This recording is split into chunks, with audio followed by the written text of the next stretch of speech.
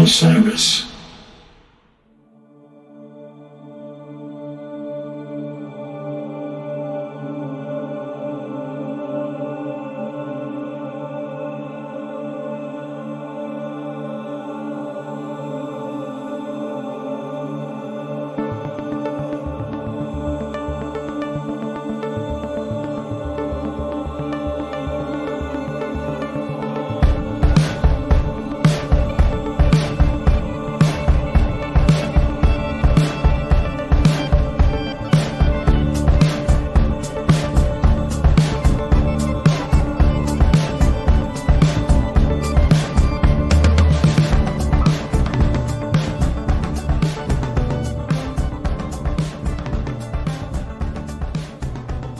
Welcome back, everyone, to The Great Beyond, presented by Osiris. This has been quite the week for all of us. I'm guessing Greg and Bruce covered the band's announcements on yesterday's episode of Goose Day Tuesday, but we're recording this on a Monday, so they may have just spent another 45 minutes talking about Bruce's Skechers watch. 45 minutes well spent. Absolutely. It only takes 45 minutes. That's how far it goes around in a circle. Yeah, it's not a full clock. Yeah. But aside from the band's plans to bankrupt all their fans, we have some pretty exciting news ourselves. What's going on, Greg? That's right. Forget all the stuff going on with those guys. We've just about officially reached 10,000 streams of The Great Beyond. So we really do want to thank all of you who have been listening. Probably 9,000 of it was us, 3,000 each to our shows. But to thank all of you, we're going to be giving away some pretty sweet fan art and merch from Barbell Arts, from Rock and Relics. If we can track the band down, maybe a couple things from the band. So be sure to check out our socials for everything and tune into those Goose Day Tuesdays for our faithful daytime listeners. Oh. We know you now have your choice in Goose podcasts, so we'd like to thank you for choosing us. Choice. There's no choice. And to kick off this East-West rivalry that we sought help from multi-instrumentalist gang leader of the Gong Gang, that is, Jeffrey Arevalo, to strike some fear into any rival podcast that may be starting up this week. You may know him from his Best Supporting Actor nod at this year's Oscars or from the wallpaper of my phone, but we know him best as a percussionist of Goose, drummer of Vasudo, and stand-up bassist of Arevalo. He takes us through his musical journey from meeting Rick and Trevor, observing the band from afar, and eventually joining for Bingo Tour, forever changing the sound of the band. So stick around for our interview with El Jefe, but first, Goosemas is just a few days away, so I thought it'd be a good time to ask you guys about, the inception of this holiday. Was it always like a serious show, or did it kind of start off as a bit of a joke among friends?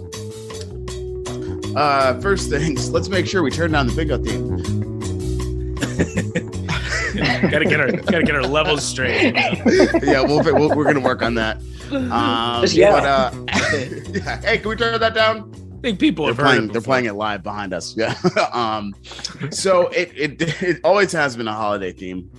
Always has been bird related. I missed the first Goosemas. I think I have a Goosemas koozie that belongs to Russo in my drawer from that Goosemas. But the first one, I was actually on a trip to Ecuador. Heard of it? Yeah, I've heard of it. Frankly. It's Central America. But yeah, just south of it. Well, I was more equatorial. I was at the first Goosemas. It wasn't really a joke.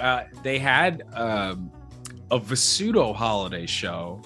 A very Vasudo Christmas. Right. Vasudo that's Christmas. Right. And that I wasn't at, but that kind of was the predecessor to Goosemas. And really Goosemas was kind of, at the time where John was helping to sort of conceive the band with Rick and Trevor to, kind of get them playing again after Vasudo broke up as Goose.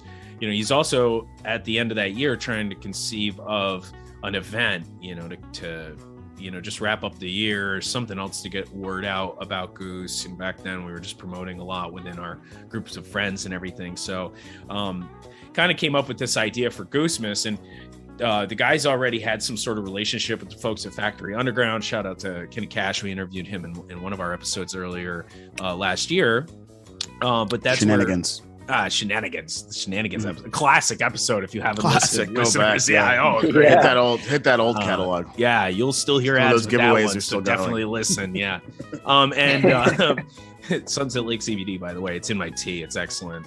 And so we, he started that up. We did it at Factory Underground. They have a cool studio where, like, inside the studio room, there was kind of a lot of space, so they could set up a little bit of a stage, put all their equipment there and play an actual show. And there was plenty of space for, like, 50, 60, I don't know how many it filled up. Maybe it could fill up, even more, up to closer to 80 or 100 people in that room. But so that's what we did. And they did the concert in there. It was sick. I helped John pick up kegs for that first Goosemas. John ordered a tremendous amount of alcohol between kegs and liquor.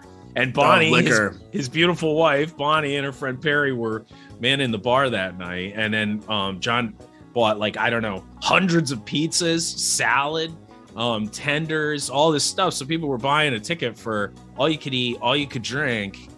All of our friends are there. We all helped, kind of set it up and decorate downstairs and stuff. Thresher was there. I think Gallardi was there. Like, they were manning the merch at that time. Like, so there was tons of people, and it was a debauched night. I won't get into too many details about the night, but it was wild, and ever since then, it's just been a great kind of, I don't know, you could call it extended family reunion for all of us. A lot of people are back home in the Northeast right before Christmas time, but have nothing to do. They're not partying with their families yet and going to visit people yet. So it was like a good way, like Friendsgiving, to get everybody together and celebrate the band and reunite a little bit at the end of the year.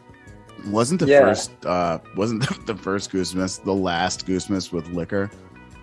Didn't it go to beer and wine after that? That very well maybe. I mean, it's not like we couldn't brought our own liquor in for Goosemas too, which we just shouldn't have. Yeah, I feel. Oh God, there's a lot we shouldn't have done at those first two Goosemases. The first three, yeah. I mean, all of them. Let's just be real. There were things I shouldn't have done at the Goosemas in 2020 at Wall Street Theater. Sure. And I was working, so I probably shouldn't have worked. So yeah, there's some things you shouldn't do this Sunday. Yeah. Every day there are things that I do that I should not do. Every day it's Goosemas, baby. It's a constant battle. Yeah. So, Bruce, you mentioned this was kind of like a big promotion piece for the bands, and it truly feels like their big event that's like really uniquely theirs. A lot of bands have like that New Year's show at the end of the year. It's like their Super Bowl, their World Series, like the championship where everyone travels, comes together. But this is like, because it wasn't New Year's, they had no other bands they were really, rivaling or competing with, unless, you reschedule and, a couple people are going down to Mexico. Right. So I don't know. When did you guys feel that this was really like an identity for the band, that like this was something the fans were really looking forward to, and like outside of the friend group, really, like people were showing up for this? Kentucky, when I went to Kentucky, I think.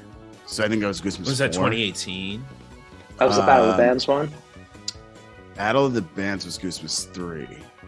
I think that was oh God. Yeah, I think so. I think Greg, yeah. Battle of the Bands was 3. Goosemas 4 was 2018, 5, 19, 6, 27, 29. This is 8. This year, right? No, it's 8, yeah. I'm pretty sure Battle of the Bands was Goosemas 4, but then again, I don't know. No, you're right. It was Goosemas 4. Yeah, you're right, Joey. Yeah, the neon. Joey. It's that poster that was up on their website. We got Joey for our regular episodes, folks, so you're going to get accurate information. Yeah, sorry about that. I didn't even hear a Goose then, so. I'm actually surprised at how little I know about this band every episode. But the move to Kentucky. Okay, so a few things just to tie it all together for listeners. One, Kentucky was a bar for a short amount of time on Washington Street in Norwalk. That location was formerly a Black Bear, formerly several different places. I think of Johnny Utah's as well. I got kicked out of almost all of those places. Every single one of those. Wearing an American Eagle polo. So that space was all of those different bars. It was vacant for a long time, but prior to that, it was a little place known as Shenanigans Nightclub.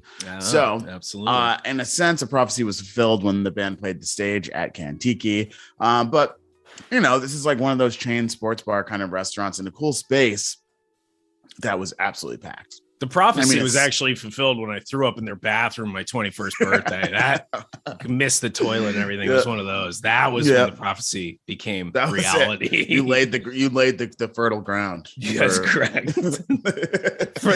From which the flowers sprouted and grew into Rick, into a man. Exactly. So that's when you became your character in the movie. Was it Clyde? Clyde. Yes. Right. Yeah. You remembered. It was memorable. That's when Clyde was born. Clyde was born there on that floor. So that was when it first started to feel like, okay, this isn't just like a bunch of our friends kind of hanging out, but people are paying to come to this. And it was a tropical theme. I think they opened with Mele Kalemilaka, but yeah, I think it's like in South Park. That's the only reason I know Joey. it. Joey, what's it called? Joey, can you help? Mele Kalikimalak. You almost got it there. I mean, I don't know if we have any Hawaiians listening, but you can tell we're not. We we're don't not great after with this. We will not after this episode. Sunset Lake Craft CBD. Oh, there you go. See, it flows off the tongue with a little CBD oil there. That's it. It just loosens it up. So they opened with that rich harmonies. That's 2018 because that was Peter's second Goosemas. That's it. I remember everyone kind of got tropical with it. It was the theme, but a lot of people showed up for that. That was cool. I mean, and then a year later, they're at Wall Street, right? Yeah. No. Well, no. I wasn't. I think. Maybe was it kids? Yeah, they were. The year after was Wall Street, and then 2020 was Rockefeller Center. No big deal. Yeah. Oh, so I was wrong. People tend to forget about that one.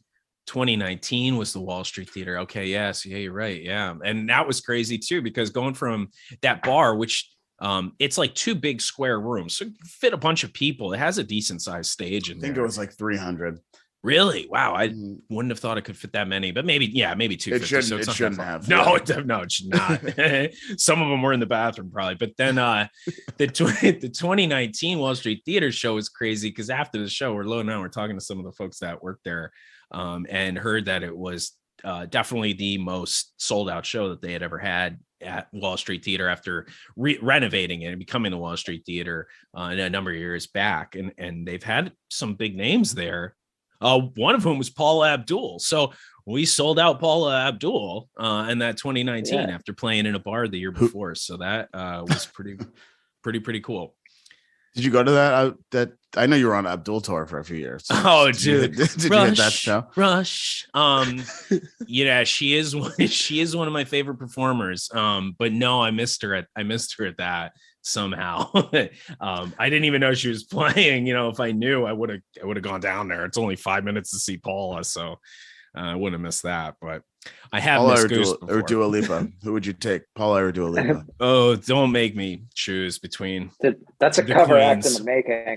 Yeah. I mean Dua Lipa though. Dua Lipa. Dua Lipa. I really think about going on Dua Lipa tour every day. I look at all Goose. I think about it. So yeah. Do a Paula the Lipa experience. She might make a surprise appearance at Mohegan. We never know. I mean, we never know. We absolutely never. We literally never know. We never know. All right. Well, yeah. So outside of like tropical covers, like, do you guys have any favorite like Christmas covers they like to do? And if you don't, if you're struggling to think, I wrote a list for you. So Linus and Lucy. I'm always struggling to think, Joe. I didn't even look at the list. But Linus and Lucy. Dude, I mean, that's an annual.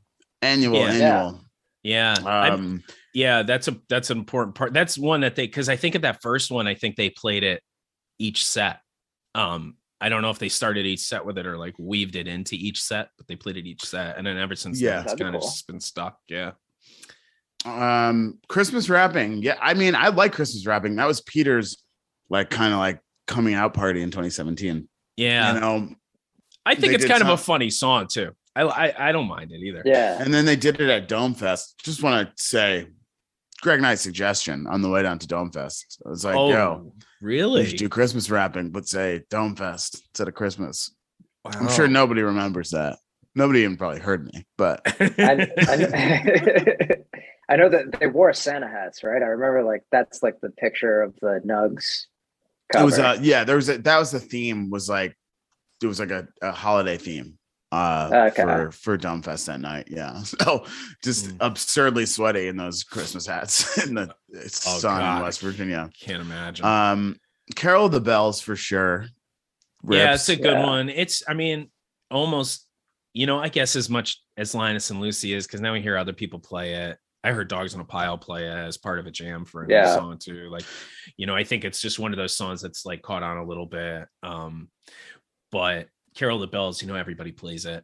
And it's a great, it's great. It's just, you kind of want some of the stuff that you expect, I guess, with the Goosemas show.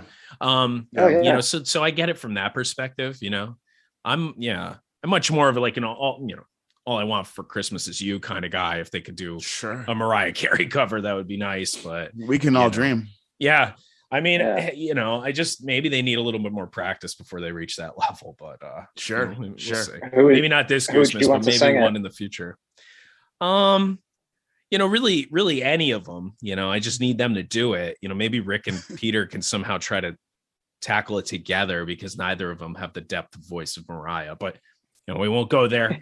This isn't my pop music podcast, which is coming soon, but it's it's the great beyond. So I guess to wrap up this conversation, obviously we've talked Thank about God, the growth already, but obviously the Wall Street Theater show was a huge step outside playing of a bar, and then Rockefeller Center, now Mohegan Sun. Do you guys feel like the vibe of Goosemas has changed at all? Do you still feel like they try and bring that small bar energy, this family outing, this holiday feeling, or is it just like too massive of a show, and that being its own energy, that's amazing? No, I think the vibe's still there. I think it's all the way down to like Getty's set design, it really embodies the whole thing. And the fact that this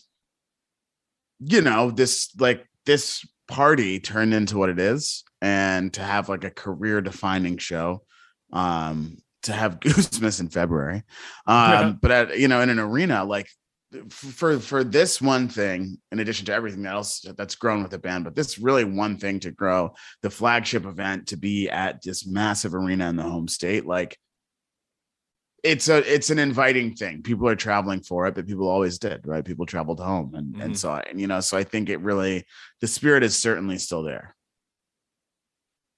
Yeah, and it helps that it's in Connecticut too. As it's gotten bigger, you're still going to have like the same core of people in Connecticut, New York, Rhode Island, Mass, that have been seeing the band grow since the early years, and the ones who have consistently came to these events and came to local shows. So it's still going to be a very big family atmosphere, but that has a lot to do with the fans, and the fans bring that atmosphere, and the band feeds off of it very much. Like they're very attuned to that. And just the way it's going to be, being able to see everybody. It's been a while since I've been to a show, and been a while since I've been to a Goose show specifically. So it's, everybody brings that kind of feeling to Goosemas when it's in December, and I don't think it'll be any different for Goosentine's Day this month, or Geester. I like Geester more. It's kind of funny. I like Geester. I hate Valentine's Day for obvious reasons, so Geester sounds good, but nothing says Goosemas like my parents still being concerned that I'm going to another one of these concerts. They're still doing that again. The annual tradition rides strong. So yeah, I do feel like the spirit is still there. Well, we'll see everybody there, and be sure you come say hi to us. We're not just holograms. And we want to make sure that there are not 10,000 bots listening to us on Acast. But for now, just I'm going to edit this out. But for now, be sure to stick around for our interview with the little drummer boy himself, Jeff Arevalo, right after this word from our sponsors. New year, new season, somewhat, new guests. Finally, We got a band member to talk to us. Finally. Been standing outside these venues for months, trying to get their attention. I'd like to welcome multi-instrumentalist Jeff Arevalo. Hey. Thanks for having me. Oh, it's great to have you here. Repeat guest too, if you count Westville, that never really aired or happened. Oh yeah. Do we count episode 2 though? No, these things don't count. We got the photo though. That's what matters. So Jeff, thanks for joining us today. We hope you can keep us on track here because we have a lot to talk about. Your history. We want to hear a little bit about how this tour has been going and whatever else you want to tell us. Maybe what you've been watching on TV. So why don't we just start from the beginning? Let's start from the beginning. Beginning, like before Goose. Such a good place to start. Oh yeah, this at the start. Right. How'd this happen? Well, I guess you're referring to how did I come to be in Connecticut in the beginning? Yeah, that'll work for this one. Yeah. Or Boston. Boston. Yeah, I mean, I was in Boston. I was attending Berklee, and I'm pretty sure I met Rich week 2. And the reason it was week 2 is because I think I was probably being a smartass in class week 1, and he's like, let's see what this kid's up to. And yeah, we started hanging out immediately, became fast friends, and the rest is history. Right on. So Jeff, like for some more context, I think the people at home know you're a multi-instrumentalist. There's a lot going on. It's not just percussion, it's gong play. But what were you studying at Berklee? So I went there to study drums. That was kind of my only instrument kind of at that point. I had taken a few bass lessons, but I wasn't playing yet in a group. I was just sort of practicing and trying things out at home, trying to figure it out. And I had, I knew a few chords on the guitar, and I had studied congas prior to drum set for about a year in my teen years. So just mainly a drum set player. And I did the performance major for 2 years, which basically means you get an hour lesson and you can take as many labs as you want. So I was in like 5 different drumming labs in the same semester, and, practicing 8 hours a day to get like a B- or something. And then I took a break from school. So I went year round. I did 4 semesters, fall, spring, summer, fall. And then I took basically a year and a half off to tour, to become a bass player, I guess to become a multi-instrumentalist. And then when I went back to school, I also needed to figure out what I really wanted my major to be, because a performance major is a really expensive piece of paper that says you can play in groups. So I switched to music business and management, which is I thought I could gain the most from that, because it seemed like something I knew the least about. And I went year round again, 4 semesters. And when I graduated and got to walk, Jimmy Page was the honorary doctorate. And everything in my life made sense at that point. And he just shook my hand and said, "Well done, lad." And I can die anytime now, because nice. That's pretty cool. Yeah, good choice to do management, because I'm a big lab guy personally, big into underground labs, that kind of thing. But I know this isn't so much about me. It should be a little more. But to follow the thread of how you kind of met, Rich at Berklee, like how did you end up then, coming to meet and play with Ben and coming to meet Trevor as well? So it was cool. Trevor would come up on the weekends. I believe he was at UVM at the time. And so he would come in like Friday night, and at school you can basically, rent rehearsal rooms. So Trevor would come down for the weekend, and we would just jam. We would get in an ensemble room. I'd never met this guy. He shows up, and we just start playing in a room together, and we made some incredible music. Like the first time, I really remember it because we had rented an ensemble room that was really close to the ensemble office, which is where you get the keys and any instruments you want to rent and stuff.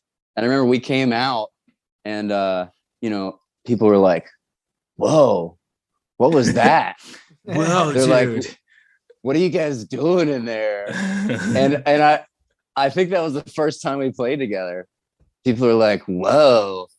So it was magic from the beginning. Sounds extremely heady. Yeah. So was that just the three? Was that you, Rich, and Trevor? Was that Ben involved with Yeah. Matt Campbell? No, it was just the three of us. And so what kind of music would you say you were playing? Was it strictly just improv jamming, or were you playing any particular bands at that time? Jazz, something academic like jazz. I can't remember if we played any covers or any songs at all. It may have just been, type 2 for 2 hours. So you could say we did, yeah. I knew that was heady. Yeah, I knew it was heady. So then I guess like the three of you, like obviously Rick and Trevor had this, their upbringing, they had played together, like playing with Trevor for the first time, even playing with Rich for the first time. Like, did you sense any kind of automatic connection there? Yeah, definitely. And I think, I think we sensed that connection as soon as we started hanging out. We were just kind of like, probably even like more important than playing the music. Yeah, it was like, oh, cool. Like we're gonna have a lot of fun together. And then we get in the room, and like, I mean, we were there together, 3.5 years, and we actually lived together. We shared a room for a semester. So, I mean, we played together every day for hours. We would record, on each other's projects, and then we would perform recitals together, and then just, rent ensemble rooms on the weekend and just play all the time. So yeah, I love renting ensemble rooms. But interesting point that Joey kind of brought up with you guys is like that connection from a relationship standpoint being almost more important. And I mean, it is pretty important on tour, to be able to be that close to the guys, So how do you think actually that's kind of helped you guys along the road, because it can get a little challenging out there? Having the hang time, off the stage when we don't have to be doing anything right then, when, it's not a rehearsal, it's not a show, when we're just like, when we have a little downtime and we can talk about things, maybe outside the band, or just spending that time together. Because when we're home, a lot of times when we're off, we're recharging and we're kind of catching up on our own lives, and we don't really get time maybe off the bus or off tour to really spend that time as a band all together. Yeah. I mean, I think it's kind of, and it's an important thing, especially like having that basis as friends goes a long way. I think when you're then on tour and in a bubble and only spending time with each other. Although it is my theory that some of the jams started to get dark at the end of this most recent leg of tour, maybe because you guys were getting sick of each other. I don't know, just speculation. Maybe could be. You don't have to speak on it. But let's fast forward to like out of ensemble rooms into different ensemble rooms, perhaps. But a new ensemble. A new ensemble by the name of Vasudo. After talking to Campbell and talking to Rick before Fred, I'm trying to write something cohesive on the story of Vasudo.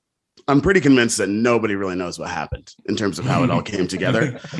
So I'm wondering if you can tell us your connection to Vasudo, how many times you played with Vasudo, and I think to tack on to that, whether or not you expected that some of these Vasudo tunes would be sought after tracks nationwide. Yeah. So unfortunately, I'm not sure I'm going to be able to give you guys any clarity on that subject, because My earliest memory is just being on the train heading to Connecticut from Boston, listening to When It Was Easy, like listening to some Bandcamp recording. Nice. I think it was the radio show they did. Oh yeah. And that's my first memory. And then the next thing I know, I'm in Matt Campbell's kitchen and we started playing, and the rest is history. I do remember the first show though. And the first show I played with them was in Westport at a place called Oaxaca Kitchen, which is no longer there now. It was at the end of the strip mall in Westport with the Trader Joe's. So the opposite end. Oh my God, all the way. Oh shit. I never knew. Yeah. I mean, maybe just a Jimmy for John's context, now, or I don't know. For context to everyone at home, the band does have a storied history of playing Mexican restaurants in the 203. So this checks out. Yes. So yeah. Trevor was obviously there. Rich was there. Got to meet Campbell, and Chris Reed was there also on percussion. And I remember spending a lot of time in Campbell's band room, just sort of, making jokes in the corner with Chris Reed and getting tight on the tunes. We spent a lot of time in there. Kirsten Wintergreen. Honestly, that radio recording that Jeff referenced was actually really good. There was also a good Factory Fiction from that. And now we had totally different drummer percussionists. We had Chris Reed on percussion for that. And Ben Porteous was on the kit for that. So it's pretty funny. That's how you learned it When It Was Easy. That was Dead Air with Uncle John on WESU Middletown 88.1. Ooh, 88.1. Nice. 88.1. Didn't know your radio could go that low. It sure can. We're teaching people about strip malls in Westport and local radio stations in Middletown. So, come visit beautiful Connecticut. But, this is kind of fun. So with that kind of the clarity that you gave us on Vasudo, which is minimal, but we're trying to see also how you kind of then came into joining with Goose. And, one of the interesting things that I thought the guys came up with in these questions was, when was your first Goose show or seeing them play live, without you? And what were your impressions of the band? Obviously that they needed you as percussionist, but yeah, what else maybe? So I had to really think back on this, just because I don't know, I'm not a show counter, I guess, but it was 2017. The day after I moved to Connecticut, and the boys, I believe it was May 10th, 2017. They were at the Warehouse, opening for New Master Sounds. Oh yeah. Oh, that was a good show. I remember that show. Yeah, definitely. We'll post a picture from that on our socials. We got it was pictures? Great. Nice. I have at least one. Right on. I could send you. I have pictures too. So. All right. Thank you, Jeff. Coming to clutch. I was there. It was great. I think by that point, I'd heard Moon Cabin enough to be, semi-familiar with those tunes. But I mean, it was a huge sound, because I think the lineup that predates Goose was St. John's Revival, which was heavily acoustic, which I played on drums, and we had an upright bass player and a piano. So, coming to the Warehouse and seeing, this 5-piece thing with percussion and organ, and all electric instruments, it was a lot of sound. It sounded great. Yeah, that was a fantastic show too. That was like one of those those early shows where it was like, oh, they're opening for this international success, Yeah. What's next? Maybe they'll play stage 1 themselves. Yeah, that was what a time. So I mean, but like moving beyond that, your move to Connecticut seemed to be pivotal. And granted, like it was 4 years before you were officially playing with Goose. But talk about how Arevalo developed in that time. So that was, it helped that we had gotten house together prior to the pandemic, and when I guess this was pre-COVID, because that was January when we did RJB's podcast. Thank you, Right. RJ. Thank you, Tom Marshall. Thank you, Osiris. Look at us now. Thank you So, also, Osiris. Thank you, Osiris, and Sunset Lake Craft CBD, And They Sunset have Lake as well. CBD, Yes. definitely. Big thanks. Yes, I need some of that. So it was prior to that. So back up before the podcast festival, I was looking into renting an upright bass. I found one, Westport, actually, Music and Arts, right across from TJ's. So same block, actually. Love that block. And we started. We were playing breweries. We played at least 3 shows at Tribus. Some friends came out, and there's still some videos online of that. And then I had heard that they were going to do this podcast thing, and they were going to do it acoustic. And I was like, Oh, look what I guys, have here. you guys need a bass player? And they're like, well, yeah. And that went really well. I got to play some of the originals. We did Time to Flee, we did Arcadia and Jive 2, I believe. and a Turn Western Clouds. and a Western no, Sun. not Turn Clouds. Yeah. Oh, it was And a Western Western. Sun. Oh, an epic Yep. Western Yep. Sun. I definitely almost cried. Went to the bathroom. But yeah. And that's how I feel like that's how it really started.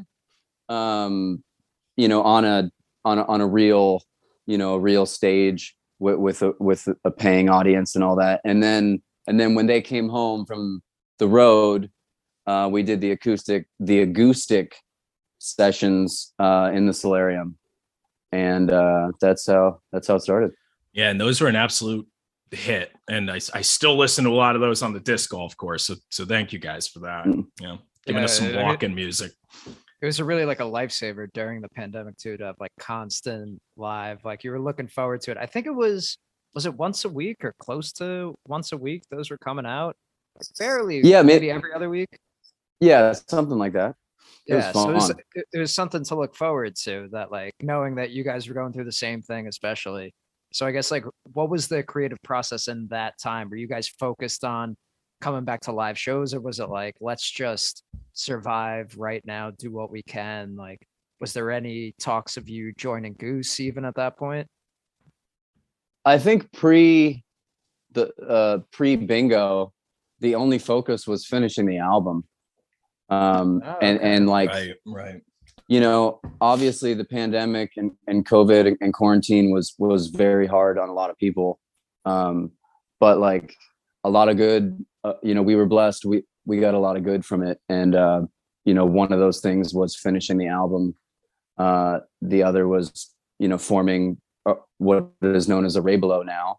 And the third being me joining the band. But I mean, Rich, Peter, and I were working on finishing that album like every day. And it was during one of those during the rehearsals for the acoustic. So that was happening like every other week, something like that. And it was during one of those rehearsals. Peter had heard, he was listening to a recording. He finally started mixing it, I think, from the Ridge Fest from the prior year. Okay. Ridge Fest 2019. So that was a Visuto thing. And Spuds actually came to the show and sat in, and they played a Cross-Eyed, and they played something else. I don't remember what the other tune was, but I played some percussion when Ben was on kit. And when Peter heard that recording, and I'm pretty sure it was Cross-Eyed, when he heard that, he was like, oh, this is the sound. And so it was during an Arevalo rehearsal that they were kind of like, hey, do you want to maybe play some percussion? And so that was like, I think that was April 26th, the week of. And then I had to reach out to Chris Reed, Kirsten Wintergreen, to borrow some percussion so I could start practicing. I think I picked that up May 1st. And then bingo tour rehearsals started June 1st. So I had like a month to get ready to perform, online. Yeah, pretty epic turnaround on that, for sure. And a great segue into our next question, which was gonna be, what was it like, now that we're talking about Bingo Tour, to play with the band for the first time in a unique event like that? I mean, I know even Greg and I doing the halftime. I mean, obviously, because you guys didn't prepare us with anything creatively, but I was a little anxious for that, even, and I don't normally get anxious in front of these things. So I'm just wondering, especially with a month turnaround time on all of this stuff, even though you've been learning some of their songs and playing with the guys, what was it like to play for the first time at an event like that? I mean, exhilarating. The whole thing. Like we were there for 2 weeks or whatever. It was so fun. I mean, we just had a blast. It was incredible. And it was a lot of fun. Yeah, it's so much fun. It was also terrifying. My first time playing these songs with this band in front of who knows how many people is like up to the balls, right? And so I'm there thinking, oh my God, they're gonna pull Casbah like first night, and I'm gonna have to sing in front of all these people that like hate me already because I'm like, crashing their party, joining their favorite band. It was a lot, God. But just so fun. It was a blast. Definitely one of the more memorable experiences of my life. Very fortunate that we were invited to come, so I was really happy about that. But yeah, look at us now. We have a podcast. It's like great, wonderful. What a great turn of events. Yeah. Contain your excitement. So Jeff, how does being, I guess, primarily a percussionist now with Goose, how does it differ from your history on drums? What do you find are some of the bigger challenges? So I thought about this, and the main thing is really the orchestration. Like just the drums are different, they're all bongos, as some say. Yeah. And then the rhythms are different. So, a lot of it is obviously steeped, sort of more in like the Latin tradition. But in this band, being a modern band, I'm able to like sort of create new things. And I think I'm just like tapping into that now, really trying to break away from the patterns that I've just been used to in the past year or so and like explore some new territory. So yeah, I mean, less sticks, less cymbals, more playing things with my hands and punching gongs and kissing babies, I guess. Yeah, I'm all for that for sure. Not the kissing babies, the gong slapping though. It's good. It's good stuff. Oh, yeah, our boy Austin is all for that too. But playing percussion, I imagine like it's such a thankless job. I feel like because you're very much in the background, and yet like I feel like if ever a percussionist like hits the wrong note, or rather hits the wrong piece of equipment or just makes a slight mistake, like it's the most obvious thing to somebody who generally doesn't even have to play the instrument. So was there anyone you listened to, and any percussionists or even drummers that you listen to prepare yourself to be like, this is what I want to bring to this band? Obviously they have their own sounds, but are there any other influences for you? Yeah. I love Weather Report. And Alex Acuna was a drummer and a percussionist in the band. He played both roles, and I really dig his like explosiveness. He's really cool. And then a guy that a lot of people probably know is Mark Quinones from the Allman Brothers band. Look up to him a lot. And Jason Hahn from String Cheese. Got to meet him when Ben was doing a little tour with him in Florida, and got to see him play. Was really inspired by his playing, and he actually let me sit in and play his drums. So that those guys, and then my teachers, Garrett Dawson, number one, and my first teacher, Hernando Bueno. So a mix of stuff. That was a good little tour that Ben did with Jessica Jones right down in Florida around basically close to New Year. And I was lucky enough to go to that show that was at the Geek Easy in Winter Park, like just outside of Orlando, man. And so I went, and it was cool to see Jason Hahn just, step off stage. Jeff hopped on. I wish I could remember the song. We're on there for a bit though, and sounded great up there. And but that was a lot of fun. That show was I was glad to be able to catch, and then catch them play on New Year's too. So that was a cool tour. But some of this stuff about instruments and all these things, when did you personally start feeling a lot more comfortable and locked in with the rest of the band? Because some of that, like Joey was referencing, I mean, although it's kind of in the background, you can hear how it's filled out the sound so much. Like you guys can build such an atmosphere and an environment in the show. Now, I think in large part because of adding the mix of percussion that fills out a lot of the sound behind everything. But so, it's very noticeable in how you guys have been playing, especially the last couple tours. But, when did you start to feel really more comfortable out there? I felt like, and this question was really easy for me because I like remember the moment, which is really bizarre, but it was South Farms, and it was September. So September 17th. And what's weird is I feel like it was during like Electric Avenue that like in the beginning, I felt like I had to fill all the space.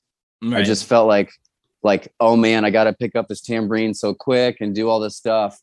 And then it took me a while to like just relax, calm down, and like let the music breathe a little bit, like take a little pressure off myself. Cause when I stopped playing, Goose is still playing. And that was what I used to say in the beginning. But yeah, South Farms, I think I found my groove there. Yeah, I could really it's something about those South Farm shows. You could hear the difference in the band too. And it was something that I almost thought in my head, maybe it was around that time. Just one thing, that Electric Avenue was like one of the best ones I had felt like you guys had ever played from that South Farm. So people want to go back and listen, but that's funny that you referenced that for sure. I can remember that pretty clearly myself. That first South Farms was actually just a stellar weekend like a couple days of jamming. Fun. Yeah. Incredible Rosewood, great Arcadia. I'm really locked into grooves, which was cool. And Jeff, I'm wondering, around this time, these South Farm shows, there was also a ragtag group of musical misfit fans that emerged, rallying around you and your various instruments called the Gong Gang. So shout out to the legend Austin Gamby, who also dressed up as a gong for Halloween just a few weeks after those. Yeah. So I'm wondering, what impact has like you literally galvanizing a gang had on you, feeling comfortable or at least safe? Yeah, I know they got my back, and they'll smash anybody that tries to talk shit, I guess. Yeah. Absolutely. Yeah. We do a lot of gang shit. It's cool. Gang. Check out the chain. That's why I got the chain on tonight. Everybody can't see. Big dog, big chain. Big dog had some egg noodles. Word. Well, shout out to the gang. Had to check in, make sure they know we respect them. So from there, those South Farm shows, the drive-in shows, I think were pretty incredible. But then fast forward a couple months, and you're on one of the rooftops at Rockefeller Center. Was it at all kind of surprising, overwhelming with how fast that all happened?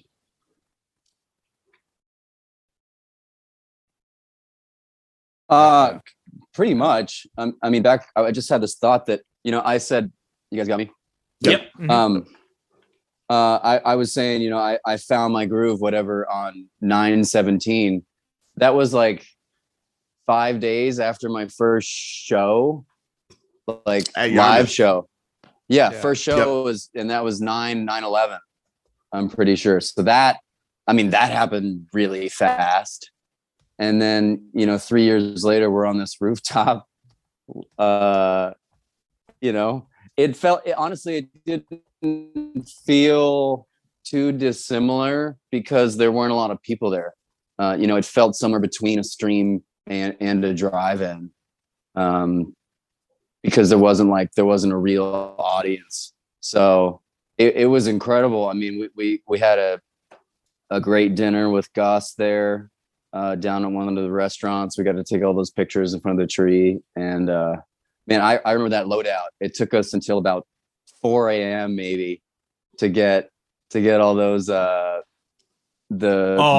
god, dude. And I was stupid enough to help you motherfuckers with that. That was dumb. Another one of my dumb decisions. Yeah. It did. It was so only one elevator working for all of tiny. And we had all those plexiglass risers. And there was like, it seemed like there was 100 of them. Oh. So I definitely remember that. I missed that load in though, and they'll probably never forgive me for that. But new guy doesn't even do the load in. That's that smart. Was something else. Yeah, that loadout was pretty epic. I think one of the really cool things about your journey with Goose specifically is like you joined this project at such a unique time, right? The world had stopped and everyone in music was trying to figure out a way to connect with their fans and be innovative. And somehow, this band was able to do this very, very well. And so, not only did you get to really be playing on the streams, but it was then drive-ins, and then it was back to venues, kind of, obviously Greg's wedding. So all of those illustrious appearances you've made, I'm wondering, like, what are some of your highlights from what's been a strange couple of years, but an awesome couple of years? Well, I mean, you brought it up. Your wedding was a blast. Yeah. So yes. Most of you weren't there, and there's probably not a lot of footage, but thank God. Thank God. Yeah. Because I was there, even though most of them weren't. So yeah. We'll be releasing Bruce's speech for via NFT. Never. Yeah. That went the way of episode 2. It was burned and then thrown on a train track, and it was run over by the Metro North. So yeah. That was a blast. And then, a lot of these festivals that we did, I had the time of my life at See Here Now, which I think is kind of underrated maybe. Yeah. That was fun. I mean, obviously the Denver shows, those huge shows. Those are epic shows. Yeah.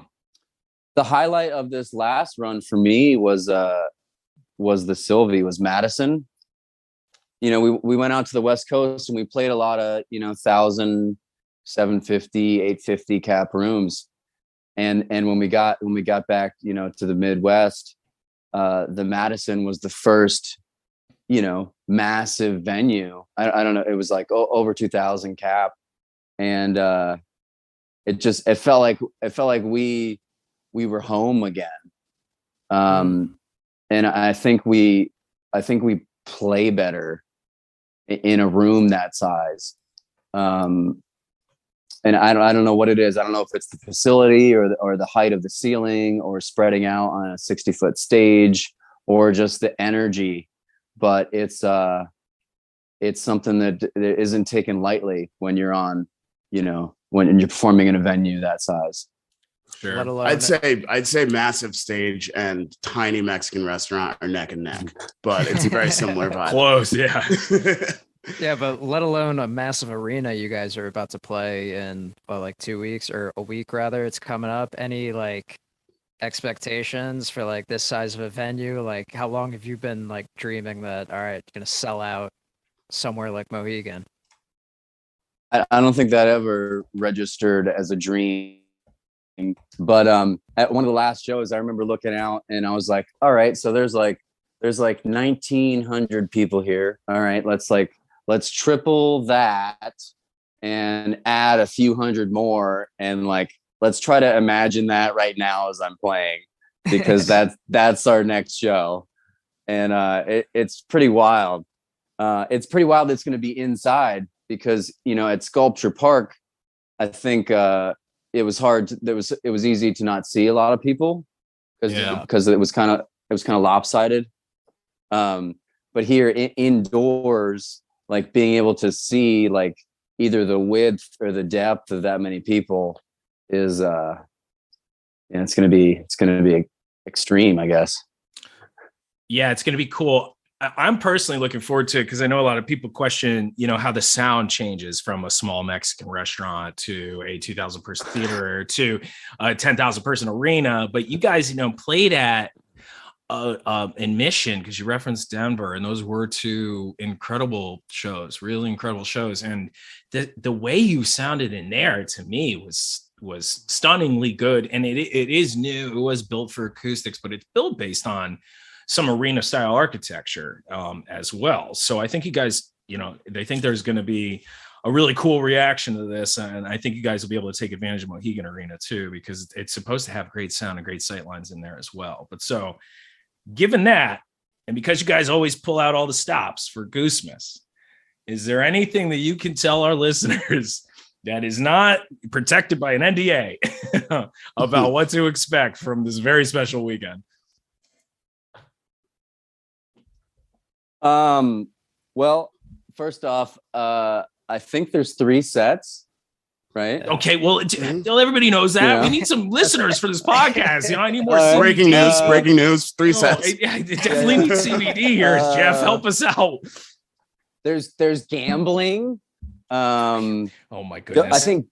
I think Doughy Joey's doing something. Shout out to Joey. Yep. Shout out Doughy. After party. There could be a Wayne Diamond sighting. Okay, I see where this is going. So we're going to lose our Sunset Lake CBD sponsorship. We're not going to get any breakthrough news here. It's fine. It's Christmas in February. What do you want? I want some gifts. Damn it. I got nothing. All right. Christmas in December. So yeah, so I guess that's something like, can we expect, like, this is a traditional Goosemas, even though it's February, like dressed to the nines, everyone getting their Christmas attire. I will be. Say, right? Yeah. I got my Our tree's still up. Perfect. Only source of light. Yeah. Thing's not dry at all. So I guess, like, even beyond that, like, as far as things that are classified and you probably can't give us answers to, is there any expectations? Can we be expecting any more outside of Goose projects, Arevalo, or even like Visudo? Yeah, what else you got going on? Please, Jed? can we get a Visudo tour? So Solo shout out Jeb tour. Not Jeb. Not yet. Shout out Jed. I was actually working on some stuff with Jed today, so that should be coming out soon. And then we're sharing the bill with, or we're opening for Elephant Proof Park City, May 14th, I believe. For those of you listening, Jed is one of Jeff's new projects. Jeff, who else is in Jed with you? There's Kieran's in that, right? Right, but I did ask Jeff. Oh shit. So it is the Edwards brothers, Previn and Kieran, and then Francesco on the bass. We're just a 4-piece, but really excited about that. Just love playing with music with those guys, and it's been a great escape for me to hone my drum set skills. So we're having a lot of fun together. I have another project, another band called Tupelo Conjure. We released an album a couple years ago. It's on Spotify. You can check it out. We're finishing up our second album. So that should be done shortly. Stay tuned for that. And then hopefully, more Arevalo shows. Still waiting on a reschedule for Old Town Pub. Oh yeah. I hope I can make it next time you guys go, and shout out to Sean at Old Town Pub. It's a great place to see a show. One more thing before we wrap up that I think people have been wondering. Can you tell us about the etymology of Arevalo? Like, how did the name come to be? Yeah. So when I can guess, but yeah, I mean, guesses are welcome. I don't want to spoil it for anyone, but it something to do with my last name. When I met Rich, we used to jam with another guy by the name of Chris Judge, another bass player. And he was also in the film. Yeah, Chris had a large role Rod- in the film. Rodney. Yeah. Rodney, y'all. Ah. And you know, I don't know if he couldn't pronounce my name or it just became a thing. Arevalo. And Sounds exactly You know? like Chris Judge, by the way, everybody. yeah. And that was kind of it. It just sort of became a nickname. I made it my email address, and the rest is history. Well, there you have it. Jeff Arevalo, thank you so much for joining us today.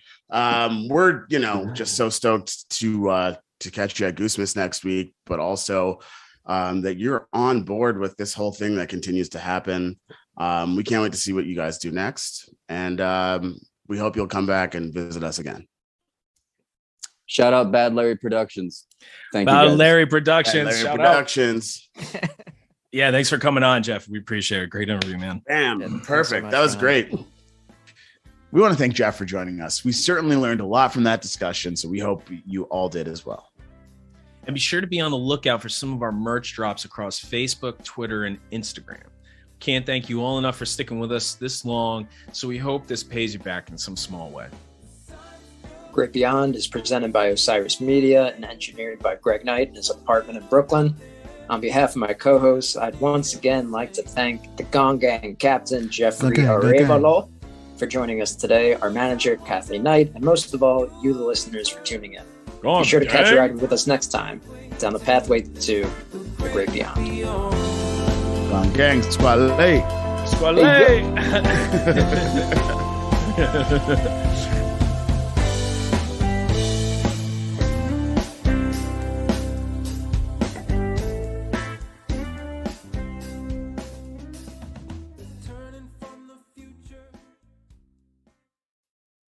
Osiris.